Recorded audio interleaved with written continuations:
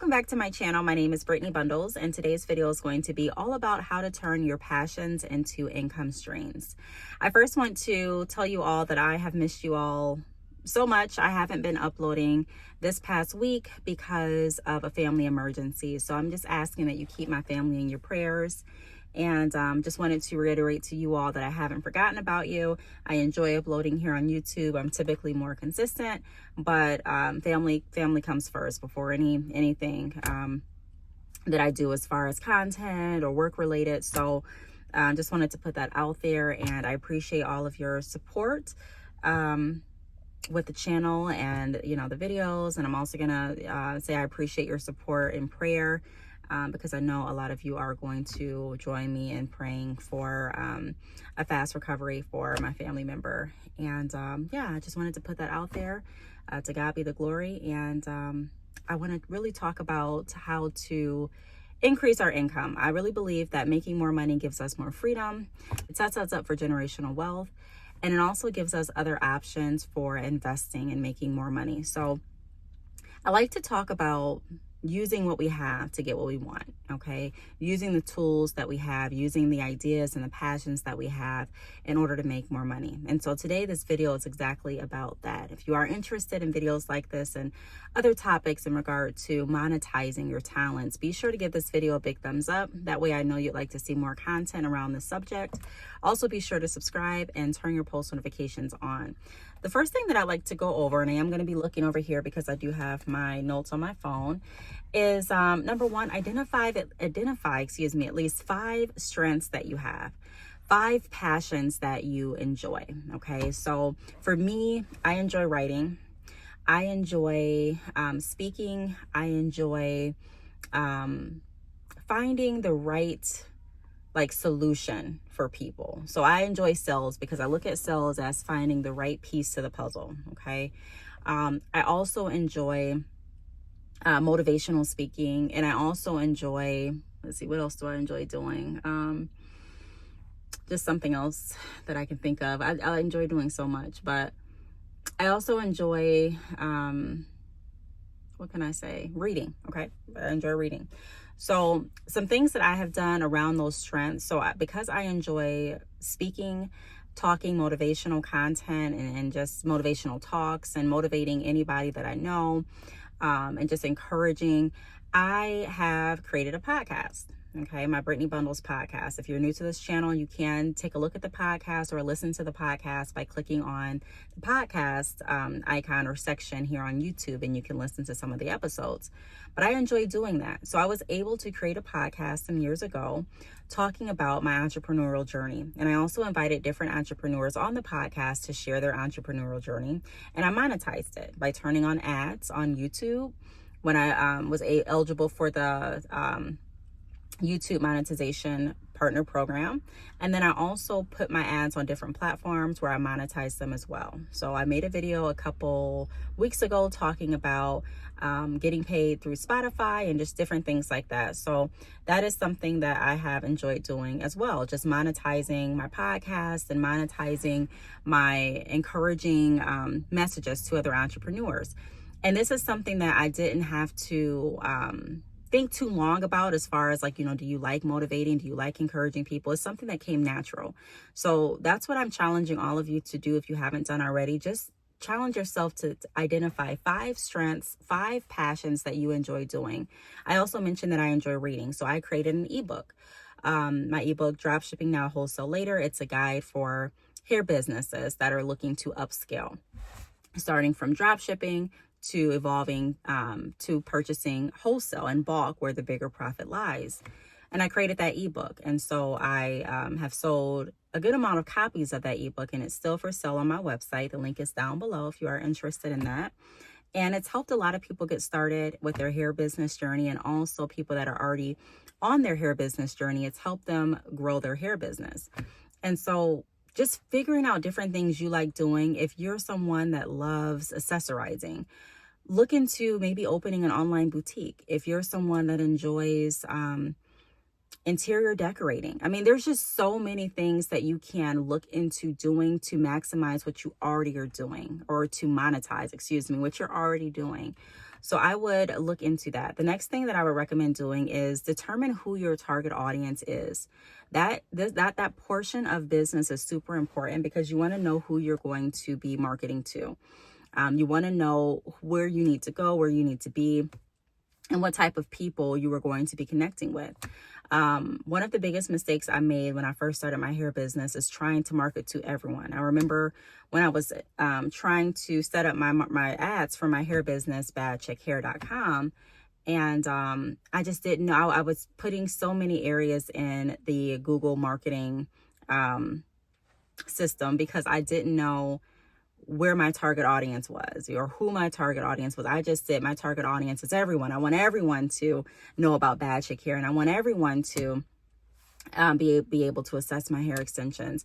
And although we may want everyone to partake in our business, we have to identify who our target audience is and what niche we're marketing into. So also think about that.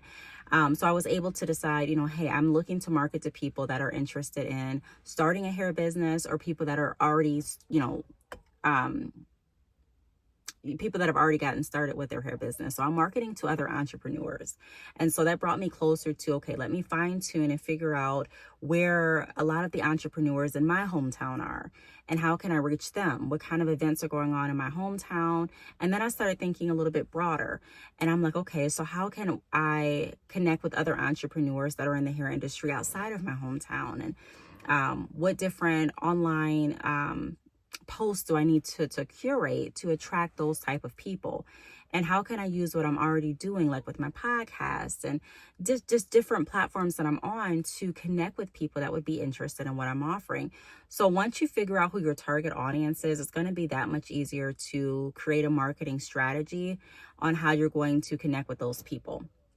The next tip that I have in regard to how to turn your passions into income streams is figure out what type of materials and costs are associated with what you're wanting to turn into income streams, and then figure out what you already have. So I'm, like I said in the beginning of the video, I'm a big advocate of using what you have to get what you want, figuring out, how much it's going to cost to start certain businesses. A lot of people are intimidated with how much the initial startup costs for starting a business are. And when I did a lot of consultations a few years back, people would say, one of the two biggest concerns I would hear is, number one, I don't have enough money. And then number two, people would say, I'm worried about the pricing structure. And then I wanted to talk to people about how they were thinking about their business idea and how to think outside of the box, and also to reframe what they were saying. Don't say you don't have enough money. Tell yourself and say out loud that money will flow to you. Money flows to me seamlessly and effortlessly. And I can do all things through Christ who strengthens me. Where there is a will, there is a way. Okay. And I love the scripture, all things work together for the good of those who love the Lord and are called according to his purpose. So not just one thing, but all things are working for my good. And I know if God put a skill or a gift inside of me, one of my passions, then I know that his calling and desire for me is for me to be able to live abundantly, right? He wants me to not have to live in poverty. He wants me to be successful and fruitful. And so you have to have that type of mentality and that type of faith and go into it saying, okay, I may not have the money to purchase this software right now, but what I do have is I do have this that I can invest into starting my drop shipping company. Or I do have YouTube and I do have internet and I can create videos around my business, or I can start marketing myself to prep for marketing for my business. And so I'm going to go ahead and get on YouTube, which is, it's free to upload. And so you start thinking about what you do have and how you can get your business ideas out there, how you can get your name out there, how you can grow your platform. And you start doing that. I initially grew my platform doing bag reviews. I would literally pull out different bags that I had in my closet, do reviews on them, do like what's inside of my bags and purses. And then eventually I transferred my channel to business related content. So you don't necessarily have to have the entire plan mapped out, and you don't necessarily have to have all of the funding right now. You really just have to have the will to want to get started. You really just have to have the faith, and you have to be willing to grow as your business grows, okay? You have to be willing to start small sometimes and then know that you're going to evolve later on. The next part that I want to go over is just what I hit on. Don't be afraid to start small and grow. I think so often we are thinking about our business long term, and we get so excited about that, which is great, that we sometimes get discouraged thinking about where we're going to have to start. And we're like, wow, like I'm not going to be able to start in this brick and mortar location right now. And instead of looking at where you can start and what you can do, a lot of times we focus on the obstacles instead of what we can do to start overcoming some of those obstacles. And so what I like to do is I just like to look at what I'm planning on doing. Like, what is my plan for the next 5 years of my business? And what can I do each day to move me a little bit closer to my end goal?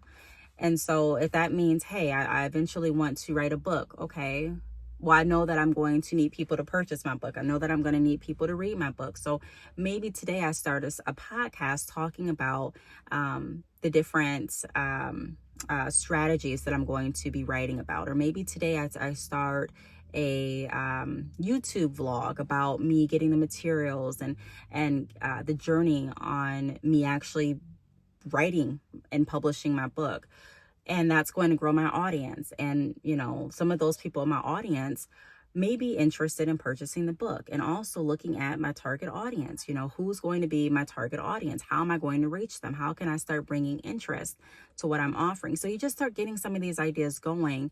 And once you have some of those ideas formulating, you just get started. You just go and you try different things and you see what works. And during, you know, your trial and error, you're still gaining exposure, and you're still building a platform that makes it so much easier to sell when you do get the product or the service that you're interested in selling. And then the last thing that I want to go over is monetize your skills. So often we look around and we're just thinking, okay, what can I do to not go to work? You know, I don't want to do this 9 to 5. What can I do to have more money to invest in, like stocks or different business ideas, right? And sometimes we overlook what we're really good at. Sometimes you may be really good at cleaning, and you may overlook the fact that, hey, if I started my own cleaning business, I could literally get paid for this. Or sometimes you're really good at giving advice, and you may overlook the fact of you creating a channel or a podcast where you're giving out, you know, free advice, but you're monetizing those platforms. And so there's just so many different things that we can do that we have access to. I also was talking to someone recently about starting a drop shipping business, and I'm just going to put it, you know, out here in this video too. Did you know that you can start drop shipping without having the inventory at hand, like at home? Some people don't know that. Some people don't know that you can literally start a drop shipping business, even selling merch, selling different knickknacks, different accessories, without having the accessories in bulk at your house. And you create the website and people purchase, and the company that you're drop shipping through, they get, you know, a percentage of the sale, and you keep the rest. And you start growing your business that way. You put money to the side, and you slowly are able to create the vision that you initially had for your business. Okay. But we all are sitting on so many skills and gifts that God is giving us. And I think the message of this video is just to encourage someone out there to get started with what you have. Someone once said that you're never going to be just completely confident and ready to start. And I don't know if I believe that. I don't know if I just subscribe to that idea, because there are times that I felt just ready to get started on something.